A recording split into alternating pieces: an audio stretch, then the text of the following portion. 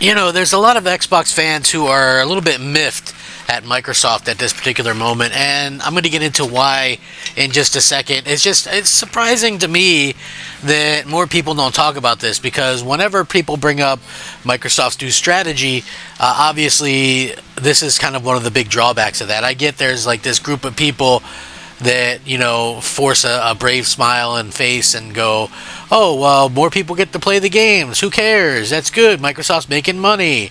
As if, you know, a $3 trillion company was short on money. But the part that I find to be absolutely hilarious is that, you know, stuff like this happens and a lot of people just kind of brush it under the rug, like, you know, oh, it doesn't matter, etc., etc.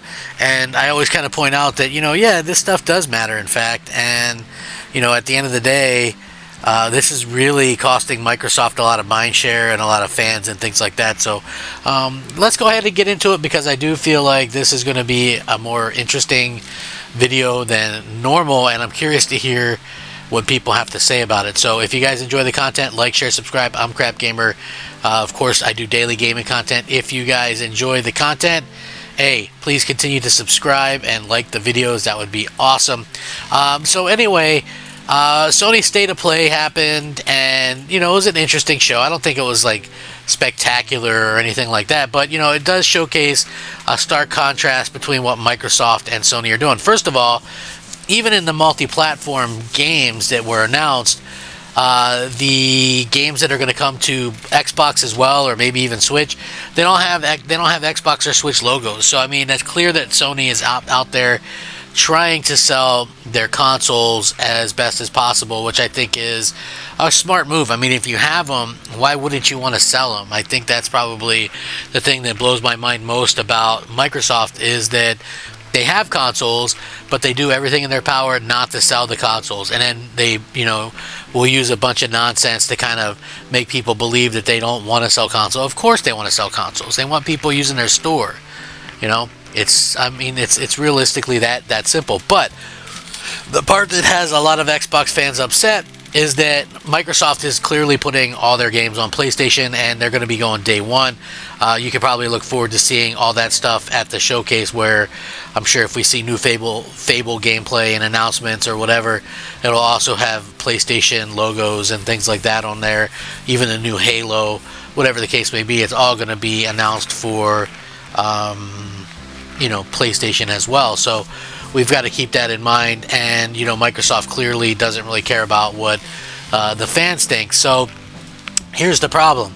You have stuff like Neo 3, which was announced at this showcase, and that is a PlayStation exclusive, right?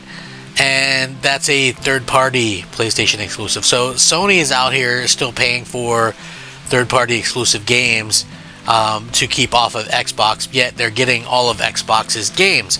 And so you can see why so many people would be upset and, you know, have such issues with kind of Microsoft's whole idea and things like that, of, you know, no exclusivity or whatever. So yeah, I thought that was pretty interesting, and I'm with Xbox fans with that. You know what I'm saying? Like, it's really a crime that these games are coming to PlayStation but not Xbox, but Xbox's games are going to PlayStation. It's like really a one-way street. And not only that, but it's like, when you see kind of what's happening with PlayStation, with Xbox, all that kind of stuff, it's a stark contrast. There's such a stark contrast to each other. You know, it's really kind of a weird situation to kind of point out, because you know, that's what's going to happen. You know, like, people aren't really sure about the future of Xbox, and that's what I think the biggest problem is right now. Kind of going forward, is like there's that lack of kind of communication and things like that. So that's like super unfortunate. Now, there were announcements that are obviously going to come to Xbox, but of course they didn't showcase that they were coming to Xbox, like the new 007 game, or Final Fantasy Tactics, or Pragmata, Romeo is Dead Man, Silent Hill F, Bloodstained, The Scarlet Engagement is coming to Xbox, Tides of Tomorrow, coming to Xbox. Even the Metal Gear Solid Snake Eater remake is coming to Xbox.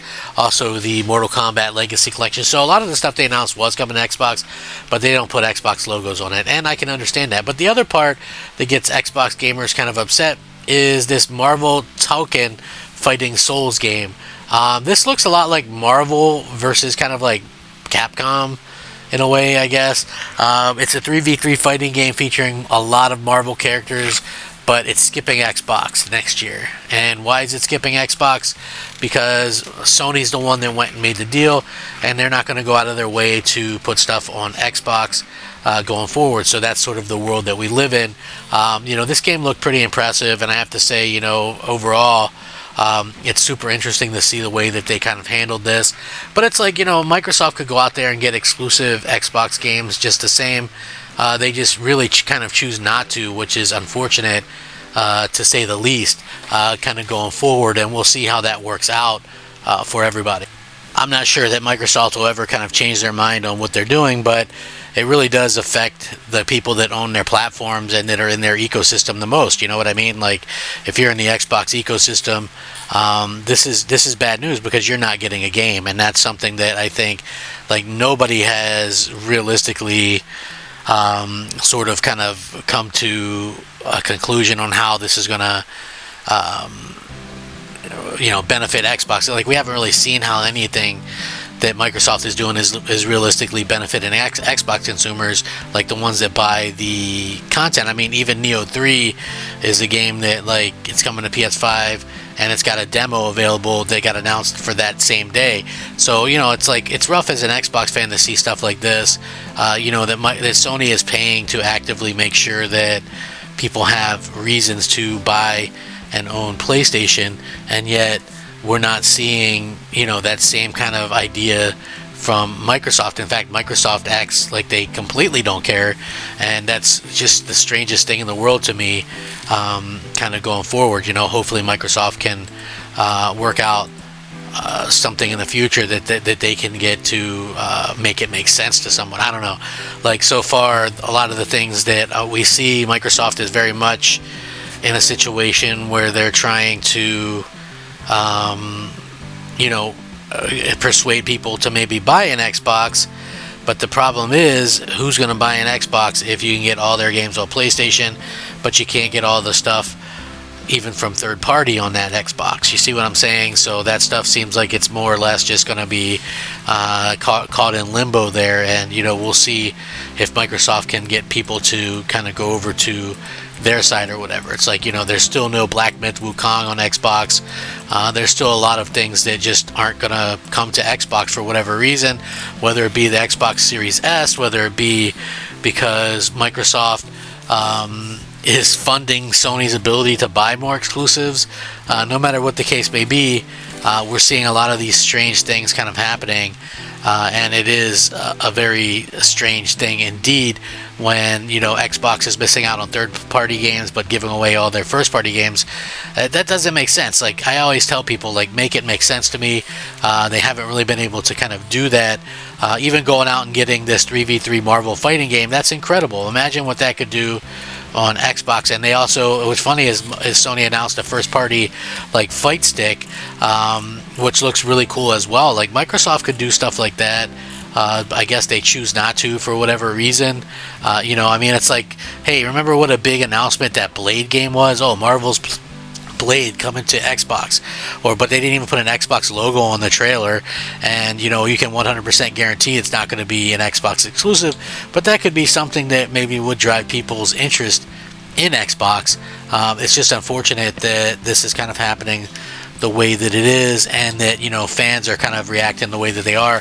I think they have all the right in the world to kind of turn their back on Xbox at this particular point and just say, hey, it's really shitty that you guys are doing this, because it's a one-way street. And not only is it just like PlayStation exclusives not coming to us, but they're also paying for third-party stuff that we're not getting on Xbox. So tell me again why Xbox is like a great place to play. It doesn't really seem like that to me anyway, from just where I'm standing, but you guys might feel different.